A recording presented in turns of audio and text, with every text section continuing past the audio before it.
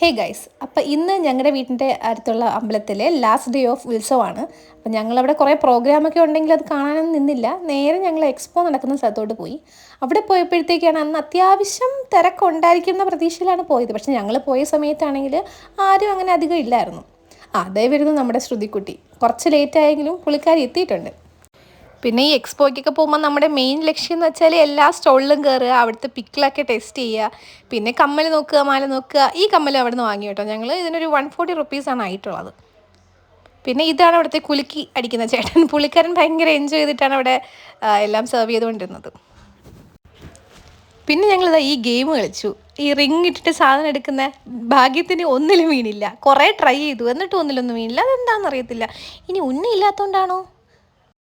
പിന്നെ ഇത് കഴിഞ്ഞിട്ട് ഞങ്ങൾ നേരെ പോയത് നമ്മുടെ പാനിപ്പൂരിയും കോളിഫ്ലവർ ഫ്രൈയും വാങ്ങാനായിട്ടാണ്. അത് ഓരോന്ന് വാങ്ങിയിട്ട് കഴിച്ചു. പക്ഷേ വലിയ ടേസ്റ്റൊന്നും ഇല്ലായിരുന്നു. സാധാരണ ഞങ്ങൾ കഴിക്കുമ്പോഴത്തേക്കും നല്ല ടേസ്റ്റ് ഉണ്ടാവാറാണ് പതിവ്. പക്ഷേ ഇത് അത്രയ്ക്കങ്ങ് ഇഷ്ടപ്പെട്ടിട്ടില്ല. പാനിപ്പൂരി വലുതായിട്ട് ഇഷ്ടപ്പെടാത്തതുകൊണ്ട് തന്നെ അവിടെ ഉണ്ടായിരുന്ന സ്റ്റോളിൽ കയറിയിട്ട് കുറച്ച് ഫുഡെല്ലാം കഴിച്ചു. അത് കഴിഞ്ഞ് നേരെ ഞങ്ങൾ ഘോഷയാത്ര കാണാൻ വേണ്ടിയിട്ട് പോയി.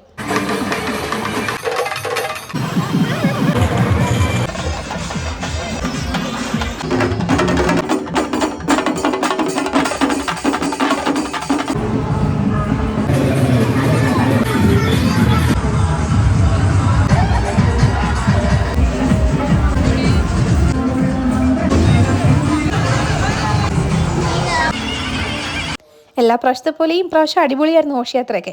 അങ്ങനെ ഇതെല്ലാം കണ്ടിട്ട് ഞങ്ങൾ നേരെ വീട്ടിലേക്ക്.